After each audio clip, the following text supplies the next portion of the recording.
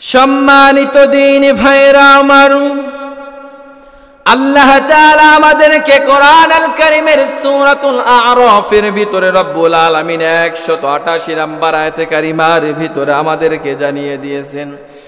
যদি পারেন সবাই আমার সাথে ঠোঁট মিলিয়ে পড়েন, কুল লা আমলিকু লিনাফসি নাফআও ওয়ালা দাররা ইল্লা মা শা আল্লাহ। আওয়াজ দিয়ে বলছে আল্লাহু আকবার।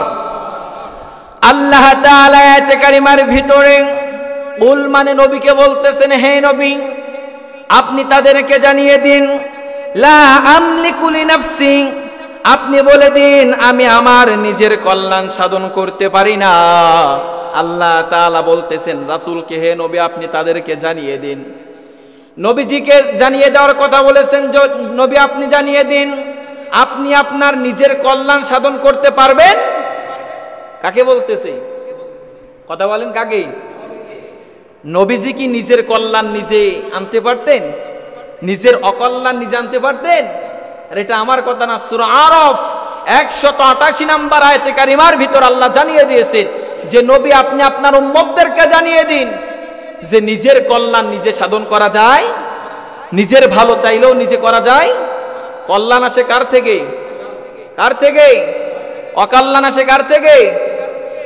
এরপরে আল্লাহ তাআলা আয়াতের শেষ অংশে আমাদেরকে জানিয়ে দিয়েছেন ওয়ালা দাররা, আল্লাহ তাআলা বলতেছেন এবং অকল্যাণও আপনি আনতে পারবেন, কিন্তু কল্যাণ দিতে এবং অকল্যাণ দিতে যিনি পারবেন তিনি কে?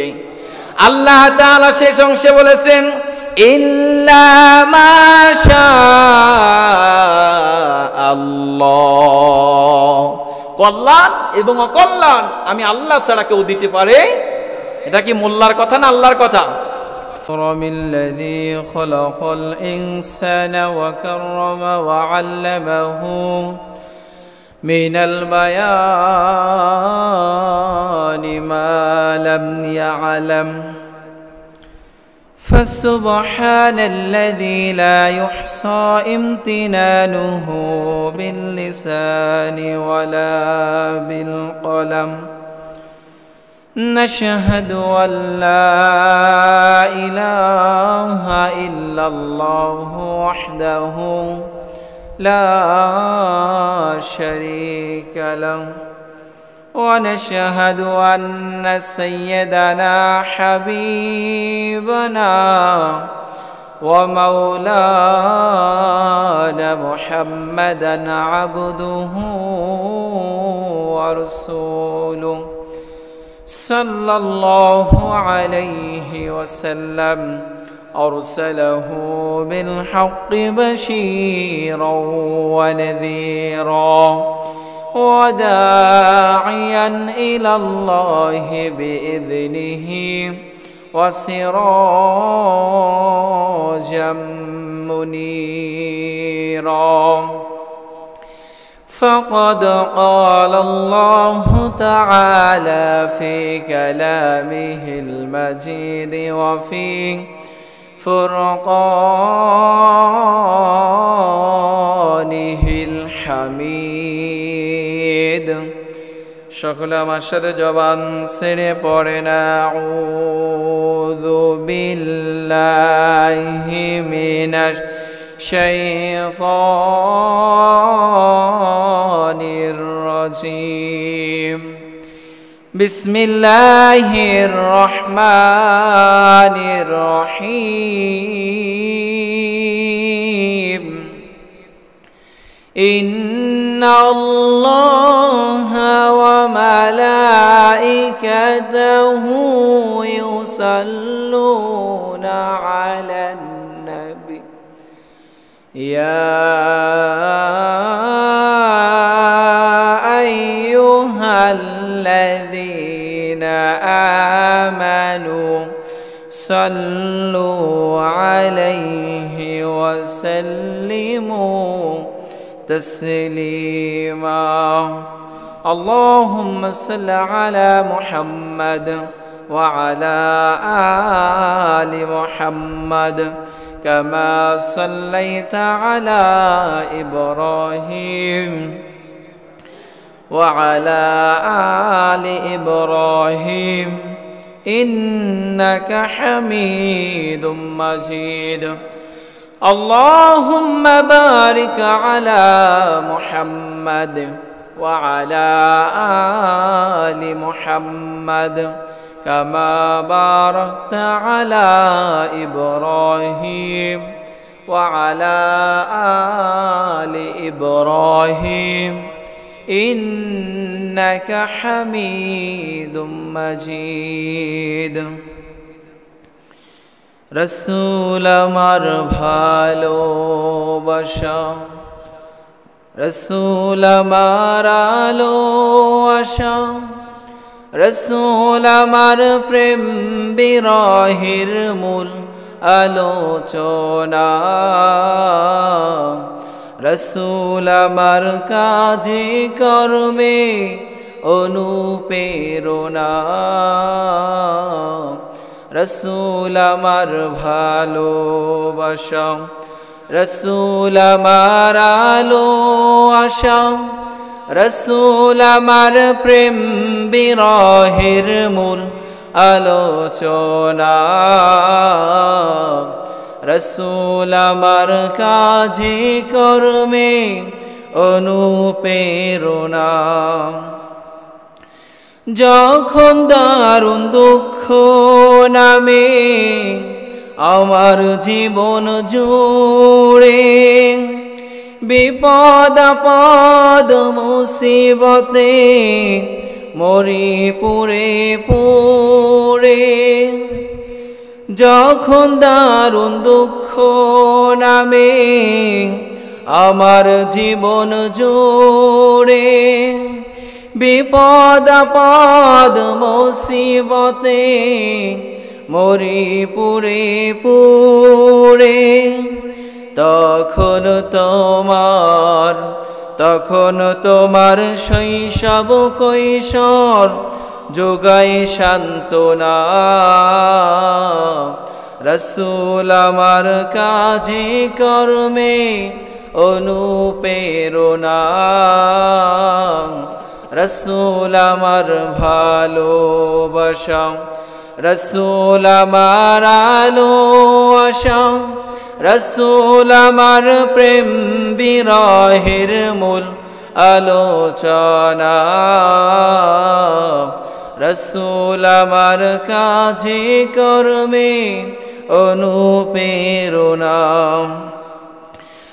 আশাহত জীবন যখন দুর্বিষহ লাগে ব্যর্থ এবং পরাজিত স্মৃতিগুলো জাগে আশাহত জীবন যখন দুর্বিষহ লাগে ব্যর্থ এবং পরাজিত স্মৃতিগুলো জাগে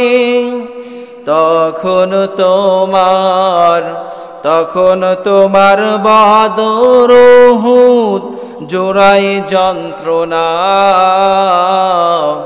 রসুল আমার কাজে কর্মে অনুপ্রেরণা রসুল আমার ভালোবাসা রসুল আমার আলো আশা রসুল আমার প্রেম বিরহের মূল আলোচনা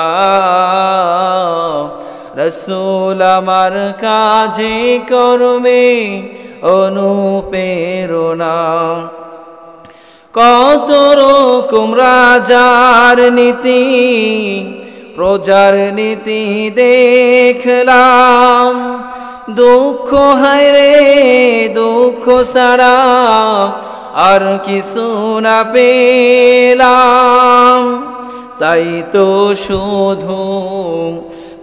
তো শুধু মনে পড়ে সোনার মদিনা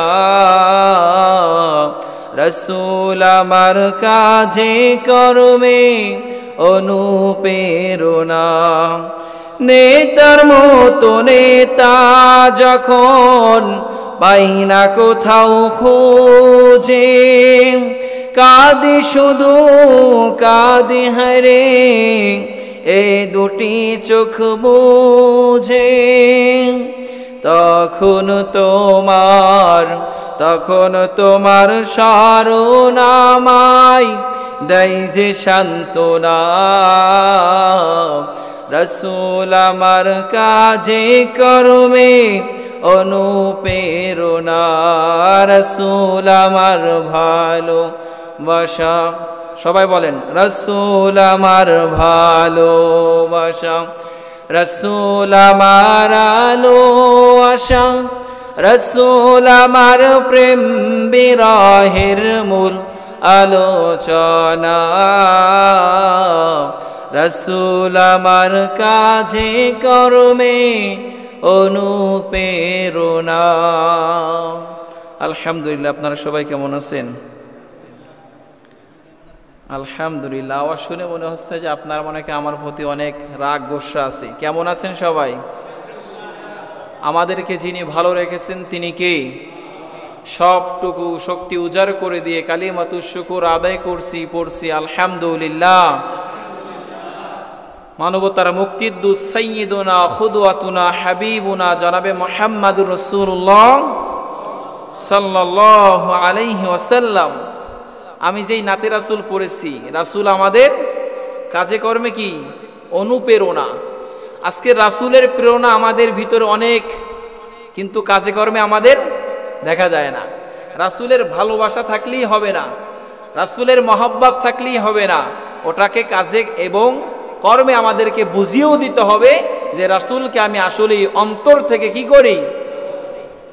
রাসূলের ভালোবাসা মানে এইটা নয় যে আপনি খালি দোয়া করবেন, মিলাদ পড়বেন, মিষ্টি খাবেন, আরো সুন্নতি কাজগুলো করবেন, এটাই রাসূলের খালি মহব্বত নয়। প্রত্যেকটি ক্ষেত্রে প্রত্যেকটি জায়গায় রাসূলের মহব্বত আমাদের থাকা দরকার আছে কি নাই? কাজে রাসূলের আদর্শ নাই? আপনি যখন কাজ করতে যাবেন, রাসূল সাল্লাল্লাহু আলাইহি সাল্লাম কাজের শুরুতে কি বলতেন? কথা বলে না, কি বলতেন? বিসমিল্লাহির রহমানির রহিম। আবার যখন রাসূল খেতে যেতেন দোয়া আছে কি নাই? রাসূল যখন ঘুমাতে যেতেন দোয়া আছে কি নাই? রাসূল যেইভাবে শুইতেন ওইভাবে শোয়ার দরকার আছে কি নাই? কই? রাসূলের ভালোবাসা এত আশিক আমরা দাবি করি, কিন্তু রাসূলের সেই সুন্নাতগুলো আমাদের ভিতরে দেখা যায়। আল্লাহ তাআলা যাতে রাসূলের সুন্নাতগুলো আমাকে সহ আমার পরিবারকে সহ সুন্দরভাবে আঁকড়ে ধরে আমল করার তৌফিক দান করুক, পড়ছি আমিন। আপনাদের কি মনে ছিল যে গত জুমায় আমি শিরিক সম্পর্কে আলোচনা করেছিলাম? ঈমান ভাঙ্গার কারণের ভিতরে অন্যতম একটি পয়েন্ট, 1 নাম্বার শিরিক করা। কি করা? আশিরকু ফি ইবাদাতিল্লাহ, ইবাদতের সাথে আল্লাহর সাথে কোনো অংশীদারিত্ব করা, এটাকে কি বলে? এটাকে শিরিক বলে। আমি যেখান থেকে আলোচনা শেষ করেছিলাম, আমি আজকের তার পরবর্তী থেকে ইনশাআল্লাহ আলোচনা শুরু করব। আল্লাহ তাআলা যাতে আমার জবান থেকে কোরআনের সহি কথাগুলো বলার তৌফিক দান করুক, পড়ছি আমিন। আপনাদের কি কষ্ট হচ্ছে? কষ্ট হচ্ছে না তো? যাই হোক, যেই বিষয়ে কথা বলেছিলাম, মৃত্যু ব্যক্তিদের নিকট কিছু চাওয়া যাবে? যারা আমাদের থেকে বিদায় নিয়ে চলে গেছে তাদের কাছে আমরা কিছু চাবো? বরঞ্চ তারা এখন অসহায়, কবরের ভিতরে চাইলেও কি তারা ইবাদত করতে পারবে? চাইলেও কি তারা আমল করতে পারবে? এজন্য তাদের জন্য আমাদের করণীয় বেশি বেশি কি করা? কথা বলে না, কি করা? দোয়া করা। বরঞ্চ আমরা যে পীরের কাছে, মাজারের কাছে যে চাওয়াচাই করে আছে কি নাই, এইগুলো করা যাবে। আপনি মাজারে যাবেন, মাজার জিয়ারত করবেন, এটা সুন্নাত। একটা সময় ছিল রাসূল সাল্লাল্লাহু আলাইহি সাল্লাম কবরের কাছে যেতে নিষেধ করেছিল, কিন্তু আবার একটা সময় নবীজি বলেছেন তোমরা কবরের কাছে যাও। কেন কবরের কাছে যাও? তোমরা কবর জিয়ারত করো, আর যখন কবর জিয়ারত করবা, হাত তুলবা, তখন তোমার ভিতরে একটা ভয় আসবে যে আমার বাবাও তো 10 বছর আগে আমার সাথেই ছিল, আমার বাবাও তো গতকালকের জীবিত ছিল, আজকের তো আমার বাবা কবরে চলে গিয়েছে, না জানি আমাকেও তো একদিন পরে এই কবরেই যেতে। কেননা এই কবরে তো আমার বাবা গেছে, আমার বাবার সাথে কেউ যায়? সম্পদ যায় নাই, ছেলে যায় নাই, মেয়ে যায় নাই, আত্মীয় স্বজন কেউ যায়? কেউ যায় নাই। এজন্য নবীজি বলেছেন তোমরা কবরের কাছে যাও। বেশি বেশি কবরের কাছে যাওয়া মানে এটাই নয় যে কবরের কাছে যে কবরের উপরে সেজদা দেওয়া। রাসূল বলেছেন তোমরা কবরের কাছে যেয়ে মা বাবার নামে দোয়া করো। যখন কোনো সন্তান মার জন্য বাবার জন্য দোয়া করে এক ফোঁটা চোখের পানি পড়তে দেরি, আল্লাহ তাআলা বলতেছেন, নবীজি বলতেছেন, ওই ব্যক্তির আত্মীয় স্বজন মা বাবার কবরের জাহান্নামের আগুন লিপতে দেরি হবে না। এজন্য আমরা কবরের কাছে যাব কোন উদ্দেশ্যে? সবাই বলেন, দোয়ার উদ্দেশ্যে। কিন্তু আপনাদের এই চট্টগ্রাম এই সমস্ত অঞ্চলে পীরের আকড়া আছে কি নাই? ভণ্ড পীরের আকড়া আছে কি নাই? মাজারগুলো দেখলে ভেঙে দিবেন। কোন মাজারগুলো ভেঙে দিবেন? যেখানে শিরিক চলে, যেখানে বেদাত চলে, সেখানে মুসলমানদের সাথে কোনো সম্পর্ক থাকতে পারে। কিন্তু আল্লাহর ওলিদের কবর জিয়ারত করা দরকার আছে কি নাই? তাদের কবরের পাশে যাবেন, তাদের জন্য দোয়া করবেন, দরকার আছে কি নাই? কিন্তু তাদের কাছে এর বিনিময়ে কিছু চাওয়া যাবে? কেননা মৃত্যু ব্যক্তি কিছু দিতে পারবে না। আল্লাহ তাআলার কথা, আমার কথা। সম্মানিত দ্বীনি ভাইরা আমার, আল্লাহ তাআলা আমাদেরকে কোরআন আল কারীমের সূরাতুল আ'রাফের ভিতরে রব্বুল আলামিন 188 নম্বর আয়াতে কারিমার ভিতরে আমাদেরকে জানিয়ে দিয়েছেন। যদি পারেন সবাই আমার সাথে ঠোঁট মিলিয়ে পড়েন, قُل لَّا أَمْلِكُ لِنَفْسِي نَفْعًا وَلَا ضَرًّا إِلَّا مَا شَاءَ اللَّهُ। আওয়াজ দিয়ে বলছে আল্লাহু আকবার। আল্লাহ তাআলা আয়াতে কারিমার ভিতরে কুল মানে নবীকে বলতেছেন, হে নবী আপনি তাদেরকে জানিয়ে দিন, লা আমলিকু লিনাফসি, আপনি বলে দিন আমি আমার নিজের কল্যাণ সাধন করতে পারি না। আল্লাহ তাআলা বলতেছেন রাসূলকে, হে নবী আপনি তাদেরকে জানিয়ে দিন। নবীজিকে জানিয়ে দেওয়ার কথা বলেছেন, নবী আপনি জানিয়ে দিন আপনি আপনার নিজের কল্যাণ সাধন করতে পারবেন। কাকে বলতেছে? কথা বলেন, কাকে? নবীজি কি নিজের কল্যাণ নিজে আনতে পারতেন? নিজের অকল্যাণ নিজে আনতে পারতেন? আর এটা আমার কথা না, সূরা আরাফ 188 নম্বর আয়াতে কারিমার ভিতর আল্লাহ জানিয়ে দিয়েছেন যে নবী আপনি আপনার উম্মতদেরকে জানিয়ে দিন যে নিজের কল্যাণ নিজে সাধন করা যায়, নিজের ভালো চাইলেও নিজে করা যায়। কল্যাণ আসে কার থেকে? কার থেকে? অকল্যাণ আসে কার থেকে? এরপরে আল্লাহ তাআলা আয়াতের শেষ অংশে আমাদেরকে জানিয়ে দিয়েছেন ওয়ালা দরর, আল্লাহ তাআলা বলতেছেন এবং অকল্যাণও আপনি আনতে পারবেন, কিন্তু কল্যাণ দিতে এবং অকল্যাণ দিতে যিনি পারবেন তিনি কে? আল্লাহ তাআলা শেষ অংশে বলেছেন ইল্লা মা শাআল্লাহ, কল্যাণ এবং অকল্যাণ আমি আল্লাহ ছাড়া কেউ দিতে পারে? এটা কি মোল্লার কথা না আল্লাহর কথা? এরপরে আল্লাহ তাআলা আবার বলেছেন অভিভাবক হিসেবে আমরা কাকে মানব? আল্লাহ তাআলা কোরআন আল কারীমের সূরা আর-রাদের ভিতরে রব্বুল আলামিন 16 নম্বর আয়াতে কারিমার ভিতরে আমাদেরকে চমৎকার করে জানিয়ে দিয়েছেন। আল্লাহ তাআলা বলেন কুল আফাত্তাখাযতুম মিন দুনিহি আউলিয়া লা ইয়ামলিকুনা লি আনফুসিহিম নাফআও ওয়ালা দাররা। আওয়াজ দিয়ে বলছে আল্লাহু আকবার।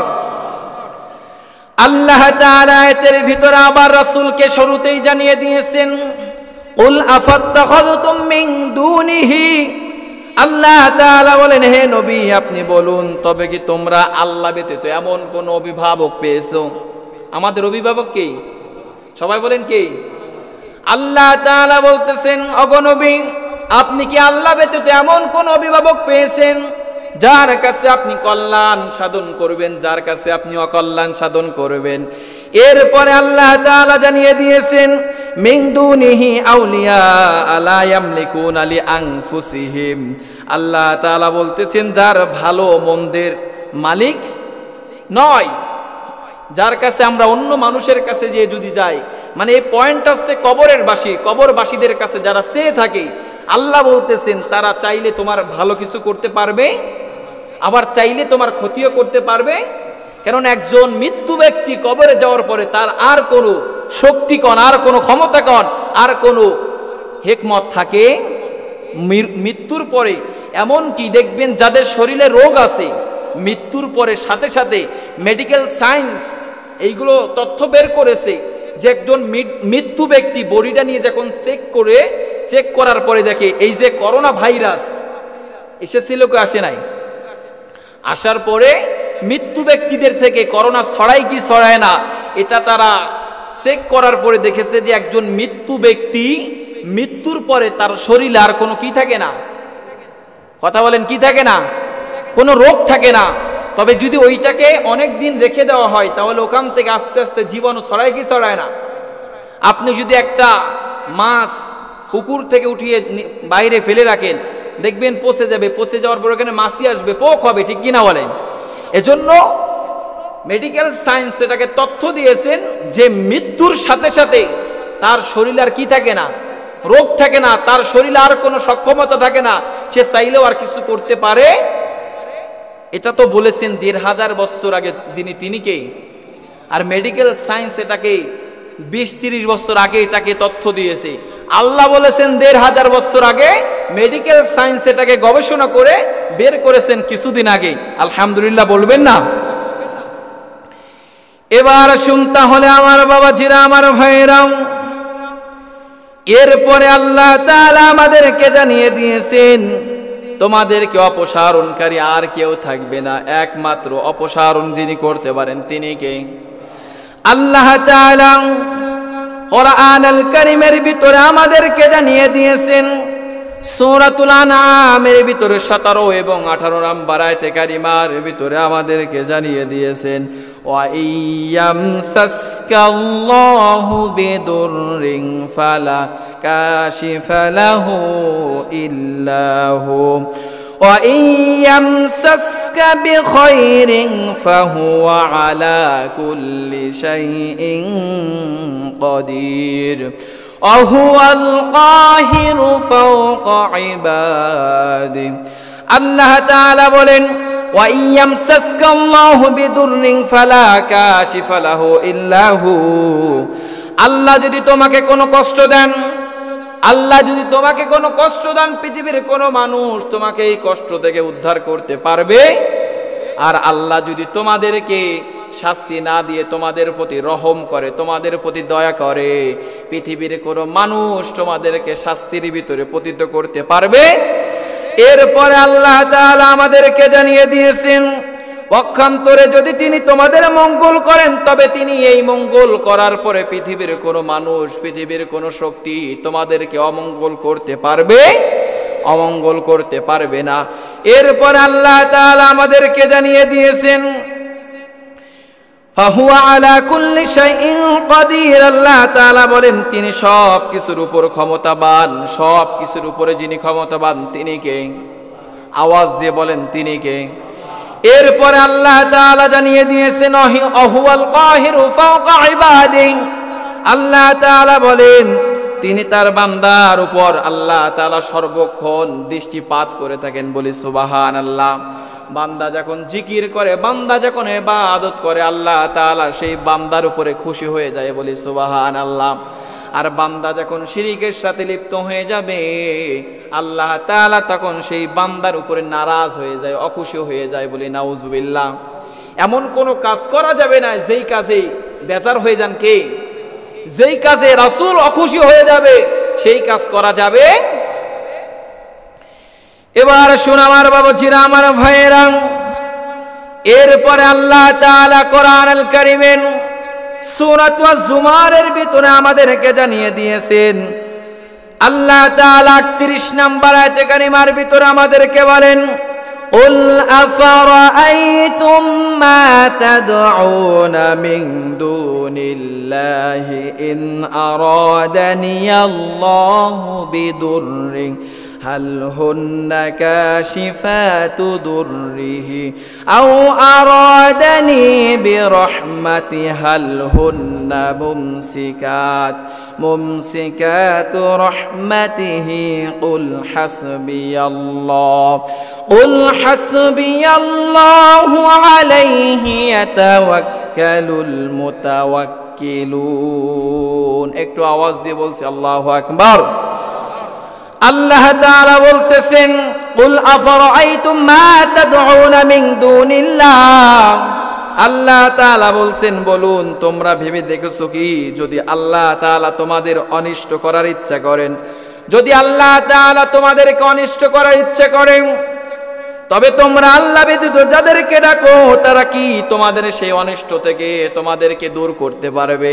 আমরা যদি যে মাজারের কাছে ডাকাডাকি করি, শাহালি বাবা জিকির করে, আছে কি নাই? বাবার নামে জিকির এই দেশে আছে কি নাই? বাবার নামে, খাজার নামে, মাজার নামে জিকির করে, কিন্তু আল্লাহ তাআলার নামে জিকির করতে চায়, দেখবেন লাফালাফি করে। এটা কি আদৌ জিকির হতে পারে? জিকিরের আদব আপনি আস্তেও যদি বলেন, জোরেও বলেন, শুনবেন তিনি কে? কিন্তু জিকিরের আদব আছে কি নাই? বসার আদব আছে কি নাই? প্রত্যেকটা কাজের একটা আদব আছে, জিকির করার একটা আদব আছে, ইবাদত করার একটা কি আছে? আদব আছে। এখন আপনি যদি নামাজ পড়তে যে নাচানাচি করেন, আপনার নামাজ হবে? কেন, নামাজটা কি? ইবাদত। নামাজটা কি? কথা বলেন, নামাজটা কি? জিকির ওটা কি? আপনি যদি চান যে কোরআন তেলাওয়াত করব নেচে নেচে লাফালাফি করে, হবে? কেননা কোরআন তেলাওয়াত ওটা কি? ইবাদত। জিকির করবেন ইবাদত, খাবেন আপনি, এটাও একটা ইবাদত, যদি আপনি সুন্নাত তরিকায় খাওয়া শুরু করেন, ঠিক কি না? প্রত্যেকটা জায়গায় সওয়াব আছে, প্রত্যেকটা কদমে সওয়াব আছে, যদি আমি আপনি রাসূলের সেই আদর্শ দেখানো পথে ফেরাতে পারি, ঠিক কি না বলেন? এবার শুনতে হলে আমার বাবাজিরা, আমার ভাইয়েরা, আল্লাহ তাআলা বলতেছেন তোমাদেরকে অনিষ্ট থেকে দূর করতে পারবে না, অথবা তিনি আমার প্রতি রহম করার ইচ্ছা করলে, যদি আল্লাহ তাআলা আমার আপনার উপর রহম করেন, তাহলে পৃথিবীর কোনো মানুষ চাইলে আমাদেরকে এই রহমত থেকে নিরাশ করতে পারবে না। এরপরে আল্লাহ তাআলা আমাদেরকে আবার জানিয়ে দিয়েছেন, আল্লাহ তাআলা বলেন কুল হাসবিয়াল্লাহু আলাইহি ইয়াতাওয়াক্কালুল মুতাওয়াক্কিলুন, আল্লাহ তাআলা বলেন আল্লাহই যথেষ্ট, পরিপক্কভাবে নির্ভরকারীরা তারই উপর নির্ভর করে। যারা নির্ভরকারী তারা হচ্ছে কার উপরে নির্ভর করে? যদি আমি আপনি নির্ভর করতে পারি আল্লাহ তাআলার উপরে, আল্লাহ বলতেছেন আমি আমার বান্দার এই নির্ভর করার কারণে বান্দার প্রতি আমি খুশি হয়ে যাই। মানে অবিশ্বাস মনে হচ্ছে নাকি? সুবহানাল্লাহ যে সবাই বললেন না? আওয়াজ দিয়ে বলি, আল্লাহ যদি, আমরা যদি আল্লাহর উপরে নির্ভরকারী হিসেবে মেনে নিই, আল্লাহ আমাদেরকে হেফাজত করবে না? কারণ আল্লাহ তাআলা বলেছেন পৃথিবীর ভিতরে ইন্না নাহনু নাযালনা যিকরা ওয়া ইন্না লাহু লাহাফিজুন, যারা এই কোরআনের সাথে থাকবে, এই কোরআনকে যিনি হেফাজত করবেন তিনি কে? আর কোরআন ওয়ালাদেরকেও যিনি হেফাজত করবেন তিনি কে? আপনারা কি কখনো দেখেছেন জমিনের ভিতরে, পৃথিবীর ভিতরে কখনো আলেমরা লাঞ্ছিত, কোন সময় অবহেলিত হয়ে মৃত্যুবরণ করেছে? ঈমান হারা হয়ে মৃত্যুবরণ করেছে? কোন আলেমের দেখেছেন হাত মুখ বেঁকা হয়ে গেছে দেখেছেন? কিন্তু অনেক সময় দেখা যায় যাদের ভিতরে কোরআন নাই, রাসূলের আদর্শ নাই, সুন্নাত নাই, মরার সময় দেখবেন মুখ বেঁকা হয়ে যায়, আছে কি নাই? হাত বেঁকা হয়ে যায়, আছে কি নাই? কেননা ওর প্রতি আল্লাহর কি নাই? রহমত নাই, ওর প্রতি আল্লাহর দয়া নাই, ওর প্রতি আল্লাহর ভালোবাসা নাই। কিন্তু যার প্রতি আল্লাহর দয়া, আল্লাহর ভালোবাসা থাকবে, ওই ব্যক্তির মৃত্যুর হওয়ার পরে দেখবেন ওর নূর চমকাচ্ছে ওর চেহারা থেকে, ঠিক কি না? অনেক সময় দেখা যায় মানুষ কালা, কিন্তু মৃত্যুর পরে তার মুখ থেকে, তার শরীর থেকে নূরের মতো উজ্জ্বল হয়ে থাকে কি থাকে না? সুবহানাল্লাহ বলবেন না? সবাই তাই কি হবে? যেই মুখে দাড়ি থাকে না, সেই মুখে, যেই মুখে বিড়ি টানে, সেই মুখে যদি আল্লাহ আল্লাহ বলে, আল্লাহ কি খুশি হয়? আল্লাহ কি অপবিত্র ইবাদত নিবে? কথা বলে না, নিবে? আল্লাহ পবিত্রতা, আল্লাহ পবিত্র ইবাদত নিবে, পবিত্র অবস্থায় ইবাদত নিবে। আমি আপনি যদি অপবিত্র অবস্থায় আল্লাহকে ডাকি, সারাদিন কানবো, সারাদিন অপবিত্র অবস্থায় নামাজ পড়বো, হবে? কেননা আল্লাহ পবিত্রটাকে পছন্দ করে। যদিও আপনার আমল অল্প হয়ে থাকে, অল্প আমল করেন, অল্প আমলই নাজাতের জন্য যথেষ্ট হয়ে যাবেন, বলি সুবহানাল্লাহ। এবার শুন আমার ভাইয়েরা, আমার বন্ধুরা, এরপরে আল্লাহ তাআলা জানিয়ে দিয়েছেন তোমরা যদি মাজারের কাছে যে কিছু চাও, তোমাদেরকে ওই মাজারওয়ালা, ওই কবরের ভিতরে যেই ব্যক্তি আছে, ওই ব্যক্তি তোমাদের ভাগ্য নির্ধারণ করতে পারবে। ভাগ্য পরিবর্তন করতে পারবে না। আল্লাহ সুবহানাহু ওয়া তাআলা কোরআন আল কারীমের সূরাতুল ফুরকানের 3 নাম্বার আয়াতে কারিমার ভিতরে আমাদেরকে চমৎকার করে জানিয়ে দিয়েছেন, আত্তাখাযু মিন দুনিহি আলিহাতাল লা ইয়াখলুকুনা শাইআ ওয়া হুম লা ইউখলাকুন। আল্লাহ তাআলা বলেন তারা আল্লাহর পরিবর্তে কত উপাস্য গ্রহণ করেছে যারা কিছুই সৃষ্টি করতে পারে না, যারা কিছুই সৃষ্টি করতে পারে না তাদেরকে যারা উপাস্য হিসেবে গ্রহণ করবে। আল্লাহ তাআলা বলতেছেন তারা দুনিয়াতে তারাই নিজেরাও ক্ষতিগ্রস্ত হবে এবং যারা তার অনুসরণ করবে তারাও ক্ষতিগ্রস্ত হবে। কেননা যারা দুনিয়াতেই ক্ষতিগ্রস্ত হবে আখিরাতে তারাও কি হবে? ক্ষতিগ্রস্ত হয়ে যাবে। মিনাল খাসিরিন, তারা ক্ষতিগ্রস্তের অন্তর্ভুক্ত হয়ে যাবে। যখন আদম আলাইহিস সালাতু ওয়াস সালাম ভুল করে গন্ধম খেয়েছিল, আমরা জানি কি জানি না? জানি কি জানি না? অনেকের ভিতরে একটুই হচ্ছে হ্যাঁ হ্যাঁ আমি বিদায় হয়ে যাব, চিন্তা করেন না, কথা বলেন না, আলোচনার ভিতরে কথা বলেন না, নামাজের পরে চলে যাব ইনশাআল্লাহ, কথা বলেন না, একটু সময় শোনেন, কোরআনের কথা শুনেন, কথা বলেন না। আদম আলাইহিস সালাতু ওয়াস সালাম যখন ভুল করে গন্ধম ফল খেয়ে ফেলেছিল, খেয়ে ফেলার পরে আল্লাহ তাআলা তাকে জান্নাত থেকে বের করে কোথায় পাঠিয়েছিলেন? জমিনে। কোথায়? দুনিয়াতে পাঠিয়ে দিয়েছেন। অনেক বছর আল্লাহর কাছে দোয়া করতেছে, আল্লাহ তাকে কি করে না? দোয়া কবুল করে। তারপরে এইভাবে দোয়া করেছেন, রব্বানা যালামনা আনফুসানা, হে আল্লাহ আপনি যদি আমার দোয়া কবুল না করেন, আপনি যদি আমাকে কবুল না করেন, আমি তো জালেমদের অন্তর্ভুক্ত হয়ে যাব। রব্বানা যালামনা আনফুসানা ওয়া ইল্লাম তাগফির লানা ওয়া তারহামনা লানাকুনান্না মিনাল খাসিরিন। আল্লাহ যদি আপনি আমাকে কবুল না করেন, আমি তো মিনাল খাসিরিন, ক্ষতিগ্রস্তদের অন্তর্ভুক্ত হয়ে, কথা বলে না, কি হবে? তারা দুনিয়াতে ক্ষতিগ্রস্ত হয়ে যাবে। আর যারা দুনিয়াতে ক্ষতিগ্রস্ত হবে তারা আখিরাতেও কি পরাজিত হবে? তারা কি বিজয় হবে?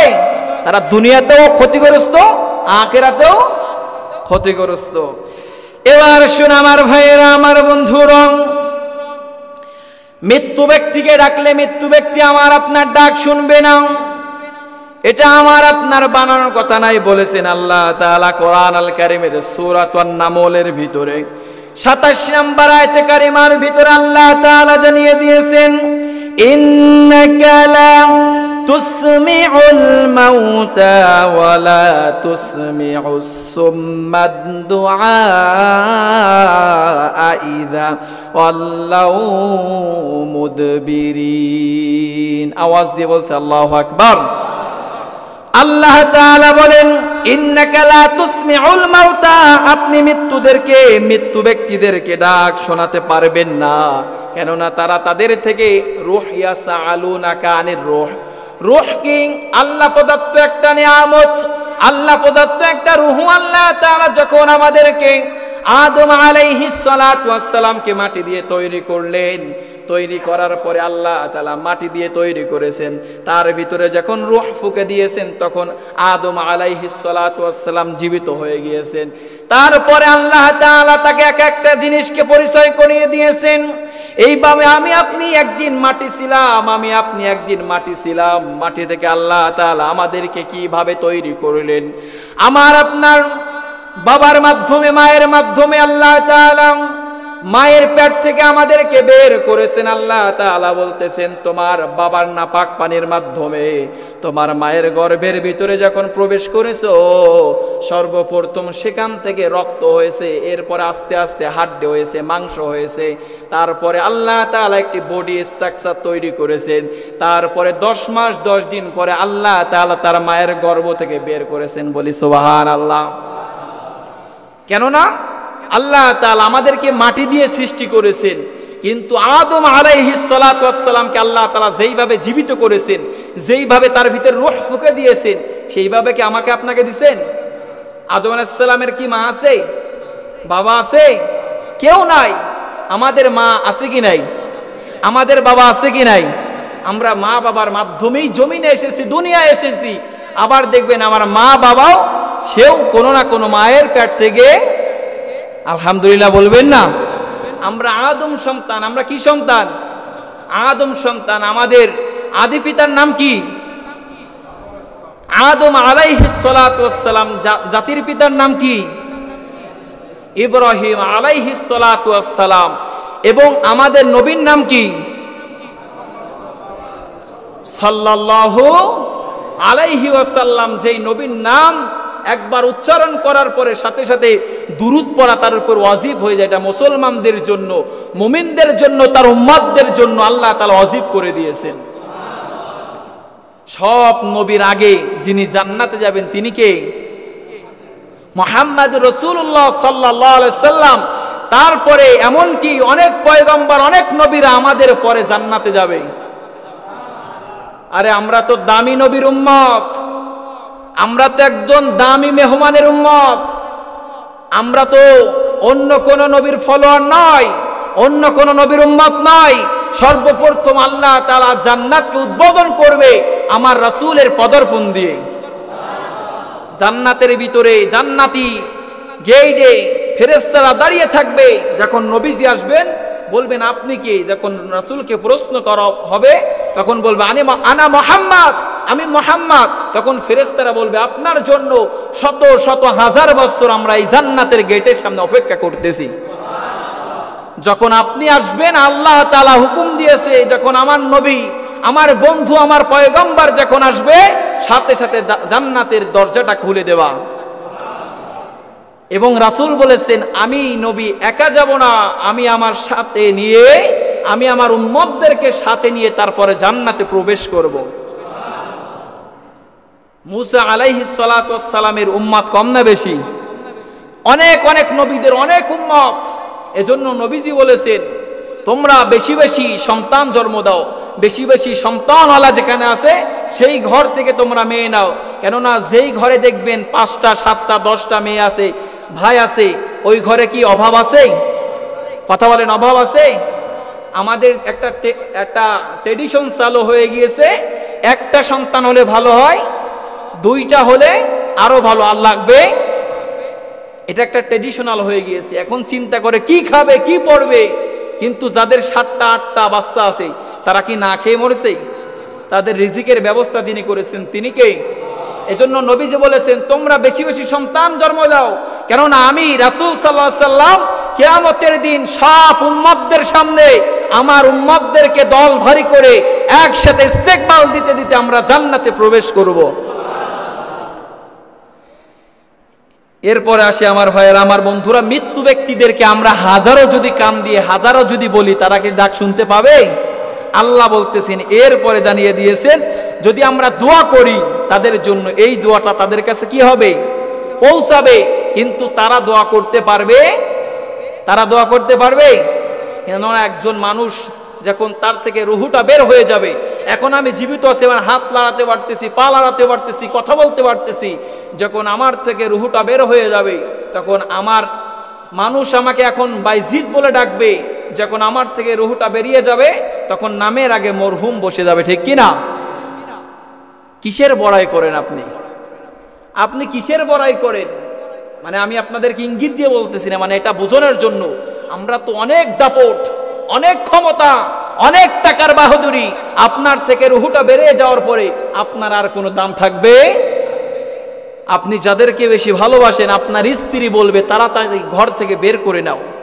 আপনার ছেলে বাঁশ কাটতে যাবে, আপনার এলাকাবাসী তাড়াতাড়ি কবর খোঁজা শুরু করবে, তাড়াতাড়ি কবর দিয়ে দাও, তাড়াতাড়ি কবর দিয়ে দাও। কাকে ভালোবাসতেছেন? যাদেরকে আপনি ভালোবাসতেছেন, যাদেরকে আপনি উপার্জন করে খাওয়াচ্ছেন, তারা আপনাকে চাইলেও 2 দিন ঘরের ভিতরে রাখবে? স্ত্রী বলবে, মেয়ে বলবে আমার ভয় লাগতেছে, তাড়াতাড়ি বের করো কবরে, তাড়াতাড়ি কবর দিয়ে দাও, তাড়াতাড়ি তোমরা এখান থেকে বের করে নিয়ে যাও। মিথ্যা না সত্য? তাড়াতাড়ি একজনে গোসলের জন্য গরম পানি রেডি করবে, একজনে বড়ই পাতা ছিঁড়বে, একজনে বাঁশ কাটবে, একজনে কবর খুঁজবে। কিছু মানুষ গোসলের জন্য তারা প্রস্তুতি নিবে। ঠিক কি না? এটাই তো জীবন, এটাই তো জীবন। কিসের বাহাদুরি করেন আপনি? আরে মেয়ে, আপনার মতো মানুষ জমিনে একটু ক্ষমতা বা একটু টাকা হলে মানুষকে মানুষ মনে করেন না, কিন্তু আপনি একটু মরে দেখেন, মরার পরে আপনার পাশে কোনো মানুষ আর পাবেন? হাজার হাজার মানুষ, টাকা দিলেই হাজার হাজার মানুষ মেলে, কিন্তু আপনি ইবাদত যদি না করেন, আমল যদি না করে যান, কবরের ভিতরে কিছু মেলবে। এজন্য এই জীবন নিয়ে বাহাদুরি করা দরকার নয়। রিজিক নিয়ে টেনশন করেন না, হতাশ হয়ে যেন না, কেননা রিজিকের মালিকে, রিজিকের দায়িত্ব নিয়েছেন কে? আল্লাহ তাআলা আমাদেরকে জানিয়ে দিয়েছেন কোরআন আল কারীমের 12 নম্বর পারার 1 নম্বর পৃষ্ঠার 1 নম্বর লাইনে আল্লাহ তাআলা আমাদেরকে জানিয়ে দিয়েছেন, যদি পারেন সবাই আমার সাথে ঠোঁট মিলিয়ে পড়েন, ওয়ামা মিন দাব্বাতিন ফিল আরদি ইল্লা আলাল্লাহি রিজকুহা। আওয়াজ দিয়ে বলছে আল্লাহু আকবার। ওয়ামা মিন দাব্বাতিন ফিল আরদ, এই আসমান জমিনের ভিতরে যত সৃষ্টিকুল আছে সব কিছুকে দাব্বাতিন ফিল আরদি ইল্লা আলাল্লাহি রিজকুহা, আলাল্লাহি রিজকুহা, রিজিকের দায়িত্ব যিনি নিয়েছেন তিনি কে? সমুদ্রের নিচে যেই মাছ আছে সেই মাছকেও যিনি রিজিক দেন প্রতিনিয়ত তিনি কে? যারা আপনার উপরে থাকে, যেই পাখিগুলো, কিছু পাখি আছে তারা আকাশে ওড়ে, তারা নিচে নামে, আছে কি নাই? পিপিলিকাকে আল্লাহ তাআলা না খাওয়ায় রাখে না, একটা মাছিকে আল্লাহ তাআলা না খেয়ে রাখে না। আল্লাহ তো সমস্ত সৃষ্টিকুলের আল্লাহ স্রষ্টা, এবং আল্লাহ তাআলা রিজিকের দায়িত্ব নিয়েছে কি নাই? নাই। এই জন্য রিজিকের জন্য এত হতাশ হয়ে যেন না। রিজিক কামাই করতে যে হারাম পন্থায় আপনি পা দিয়েন না, কেননা এই হারাম পন্থায় যদি আপনি কামাই করেন, রুজি কামাই করেন, এ থেকে আপনি খাবেন, নবীজি বলেছেন এই শরীরটা জান্নাতে তো যাবেই না, বরং সেই শরীরটা জাহান্নামে প্রবেশ করবে, ঠিক কি না? নবীজি বলেছেন লা ইয়াদখুলুল জান্নাতা জাসাদুন গুযিয়া বিল হারাম, হারাম ভক্ষণকারীর শরীর কখনো কোথায় প্রবেশ করবে না? জান্নাতে প্রবেশ করবে না। এজন্য আমার বাবাজিরা, আমার ভাইয়েরা, একটা শেষ মুহূর্তে একটা আপনাদের কাছে আবদার করে যাব, হারামের সাথে লিপ্ত হওয়া যাবে, হারামের সাথে লিপ্ত হবেন না। আপনি অল্প টাকা কামাই করেন, দেখবেন এই অল্প টাকার ভিতরে যিনি বরকত বাড়িয়ে দিবেন তিনি কে? অল্পর ভিতরে বরকত আছে কি নাই? একটা দৃষ্টান্ত প্রমাণ দিই, একটা গরুতে বাচ্চা দেয় কয়টা করে? একটা করে বাচ্চা দেয়, কিন্তু একটা কুকুরে 5টা 6টা বাচ্চা দেয় কি দেয় না? কুকুর কি খাওয়া হালাল না হারাম? আর গরু খাওয়া হারাম না হালাল? হালাল। এই যে কোরবানিতে বাংলাদেশে হাজার হাজার গরু কোরবানি হয়েছে না, লাখ লাখ গরু কোরবানি হয়েছে না, পুরো পৃথিবীর ভিতরে মুসলিমরা এই কোরবানির সময় গরু, দুম্বা, উট, ছাগল কোরবানি করছে কি করে নাই? তারপরেও কি গরু কি কমে গেছে? উচিত তো ছিল প্রত্যেক বছর যদি এরকম হতো, হাজার হাজার গরু যখন কমে যাচ্ছে, তাহলে এই বছর তো কোরবানিতে সংকট পড়ে যেত, ঠিক কিনা বলেন? আরে আমার দেশে একটু কম হলে ইন্ডিয়া থেকে আসতেছে, ইন্ডিয়া থেকে কম হলে বাহির থেকে আমাদের দেশে আসতেছে, আছে কি নাই? হালালে বরকত, হারামে বরকত নয়। কুকুর হারাম, দেখবেন এদিক সেদিক পড়ে মরে মরতেছে, আপনি এই এলাকার ভিতর খুঁজে 10টা কুকুর খুঁজে পাবেন, কিন্তু আপনি দেখবেন এক বাড়িতেই 7টা 8টা গরু, আছে কি নাই? আলহামদুলিল্লাহ পড়বেন না? কেননা কুকুর হচ্ছে হারাম, ওতে বরকত নাই, এক একটা এদিক সেদিক পড়ে মরে যাচ্ছে, কেউ দেখে না। কিন্তু একটা গরু যখন অসুস্থ হয়ে যায়, দেখবেন সাথে সাথে গরুর মালিক ট্রিটমেন্ট করায় কি করায় না? আল্লাহ বলতেছেন তোমরা হারাম খেও না, হালাল খাও, হালাল খেয়ে ইবাদত করো, হালাল খেয়ে তোমরা আমল করো, হালাল খেয়ে তোমরা জমিনে ভ্রমণ করো, জমিনে ঘোরাঘুরি করো, এত সব আছে কি নাই? এজন্য নাম্বার 1, হারামের সাথে লিপ্ত হওয়া যাবে না। আর রিজিক নিয়ে এত টেনশন করার দরকার নেই, কেননা রিজিকের দায়িত্ব আল্লাহ নিয়েছেন, কিন্তু আমার আপনার দায়িত্ব হচ্ছে গিয়ে চেষ্টা করা, পূরণ করবেন যিনি তিনি কে? আমাদের কাজ চেষ্টা করব, কাজ করার চেষ্টা করব, ট্রাই করব, কিন্তু হতাশ হওয়া যাবে, নিরাশ হওয়া যাবে না। আল্লাহ বলেছেন কুল ইয়া ইবাদিয়াল্লাযিনা আসরাফু আলা আনফুসিহিম লা তাকনাতু মির রাহমাতিল্লাহ, তোমরা আমার রহমত থেকে নিরাশ হয়ে যেও না। যদি একটু অসুস্থতার ভিতরে পড়ে যাও, একটু সবর করো, একটু দোয়া করো, নিরাশ হয়ে যেও না। তোমাদেরকে এই অসুস্থতার মাধ্যমে যিনি পরীক্ষা করতেছেন তিনি কে? আল্লাহ আমাদেরকে বিভিন্ন অ্যাঙ্গেলে পরীক্ষা করবে, বিভিন্নভাবে সুস্থতা দিয়ে পরীক্ষা করবেন, অসুস্থতা দিয়ে পরীক্ষা করবেন, বিপদ দিয়ে পরীক্ষা করবেন। আবার বিপদ দিবে না, অন্যভাবে আমাদেরকে আল্লাহ বিভিন্নভাবে সম্পদ দেখবেন নষ্ট হয়ে গিয়েছে, ব্যবসায় আপনার লস হয়ে গিয়েছে, অনেকভাবে আপনি চিন্তা করেছেন একভাবে, কিন্তু ব্যবসাটা আপনার অনেক লস হয়ে গিয়েছে, পুঁজি সব চলে গিয়েছে। হতাশ হওয়া যাবে? হতাশ হয়ে যান না, নিরাশ হয়ে যান না। লাভ তাকে না তুমি রহমাতিল্লাহ। যদি গুনাও করে ফেলি, যদি খারাপিও করে থাকি, যদি জেনাও করে থাকি, যদি অনেক খারাপ কাজ করেছি, নামাজ ছেড়ে দিয়েছি, রোজা ছেড়ে দিয়েছি, ইবাদত করিনি, আল্লাহর সাথে শিরিক করেছি, তারপর হতাশ হয়ে যান না। একজন সাহাবী 99টা খুন করেছে, এক সাহাবীর কাছে এসে বলতেছে আল্লাহ কি আমাকে ক্ষমা করবে? ওই সাহাবী না বুঝে বলছে তুমি তো 99টা খুন করেছো, তোমাকে আল্লাহ কিভাবে ক্ষমা করবে? তখন ওই ব্যক্তি বলতেছে ক্ষমা যখন করবেই না, 100টা তোরে দিয়ে আমি পূরণ করে দিই, ঠিক কিনা বলে? সাথে সাথে সেই সাহাবীকেও হত্যা করে ফেলছে, কতল করে ফেলেছে, কিন্তু তার ভিতরে ইমানের একটা নূর চলে এসেছে। আল্লাহ কি আমাকে ক্ষমা করবে? আল্লাহ কি আমাকে মাফ করবে? ঘুরতে ঘুরতে একদিন রাসূল সাল্লাল্লাহু আলাইহি সাল্লামের দরবারে চলে গেছেন, বলে আলহামদুলিল্লাহ। যাওয়ার পরে রাসূলের কাছে এখন এই ঘটনাগুলো বলতেছেন, বলার পরে বলতেছেন তুমি যদি এর চাইতেও বেশি জঘন্যতম খারাপ কাজ করে থাকো, আল্লাহ কাছে যদি তুমি তওবা করতে পারো, আল্লাহ তোমার এই তওবার বিনিময়ে তোমাকে জীবনের সব গুনাহ ক্ষমা করে দিবে। আরে খালি ক্ষমাই করবে না, যেই গুনাহগুলো করেছেন এই গুনাহগুলোকে আল্লাহ সব দিয়ে আমলনামায় ভরপুর করে দিবে। তবে একটা গুনাহ আল্লাহ ক্ষমা করে না। কয়টা গুনাহ? আল্লাহ ক্ষমা করতে পারবেও না যদি কোনো সময় বান্দার হক আমরা ঠকাই, বান্দার সাথে যদি জুলুম করি, আল্লাহ চাইলে ক্ষমা করতে পারবে? আপনি আল্লাহর সামনে দাঁড়াইছেন, সব আপনার হিসাব কিতাব ওকে, কিন্তু একজনের সাথে আপনি জুলুম করেছেন, একজনের হক আপনি ঠকাইছেন, আপনি এখন আল্লাহ জান্নাতে দিবে, ইন দি মিন টাইম সেই ব্যক্তি দাঁড়িয়ে বলতেছে ওগো আল্লাহ উনি আমার সাথে জমিনে জুলুম করেছে, আজকের আপনি ওকে জান্নাতে দিতে পারবেন? দিতেও পারবে না। কেননা একটা হচ্ছে দুই রকমের হক, একটা হচ্ছে হকুল ইবাদ আর একটা হচ্ছে হকুল্লাহ, একটা হচ্ছে আল্লাহর হক আর একটা হচ্ছে বান্দার হক। এই নামাজ, রোজা, ইবাদত এটা কার হক? কার হক?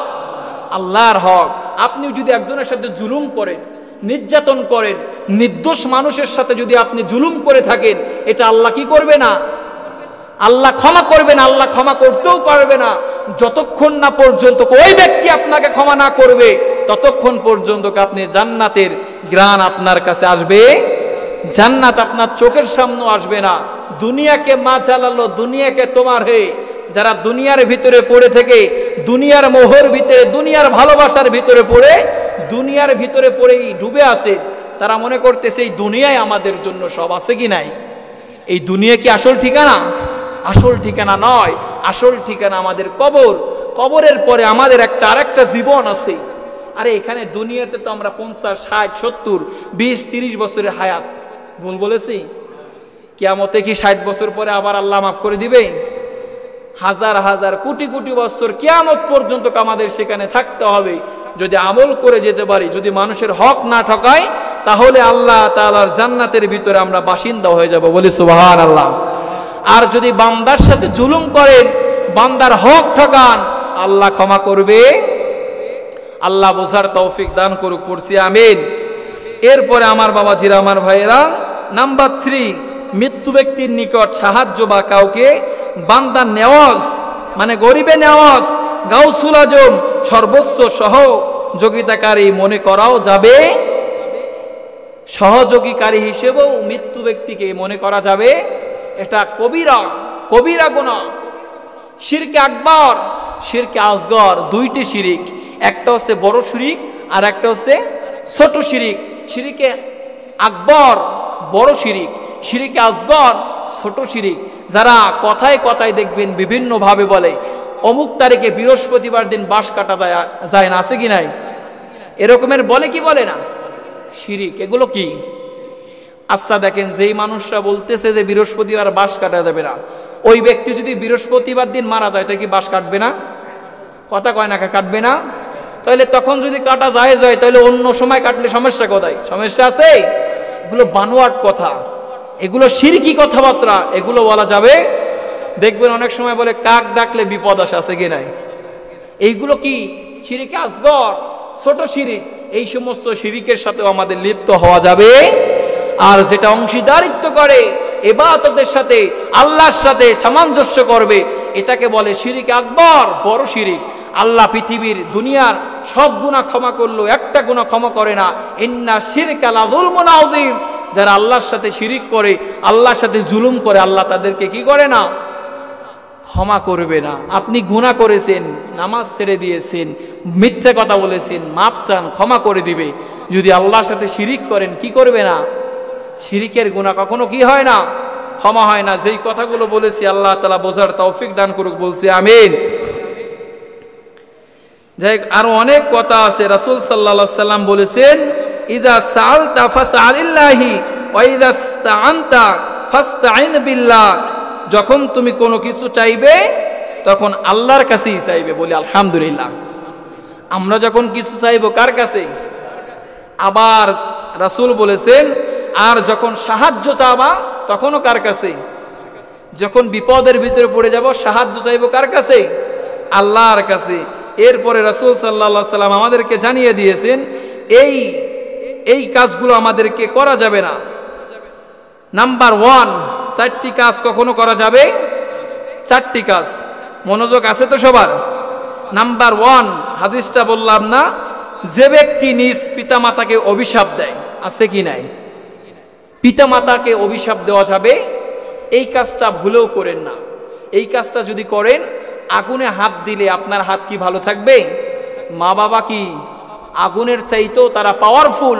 তারা যখন হাত তুলবে সাথে সাথে আল্লাহর আরশ পর্যন্ত কাঁপতে থাকে। আরে জোরে বলেন। আপনি বোঝেন, যেই জমিনের ভিতরে আপনার জান্নাত আছে মায়ের পায়ের, সুবহানাল্লাহ বলবেন না? সেই মাকে যদি আপনি অভিশাপ দেন, বাবাকে যদি অভিশাপ দেন, জান্নাত কি মিলবে? নাম্বার 2, যে ব্যক্তি গায়রুল্লাহর উদ্দেশ্যে পশু জবাই করে, ওই যে কোরবানির সময় বলেছিলাম যে মানুষের নামে কি করা যাবে না? পশু জবাই করা যাবে না, গায়রুল্লাহ। আর আল্লাহর নাম হচ্ছে গিয়ে গায়েবের মালিক যিনি, তিনি কে? সকল পশু জবাই করব কার নামে?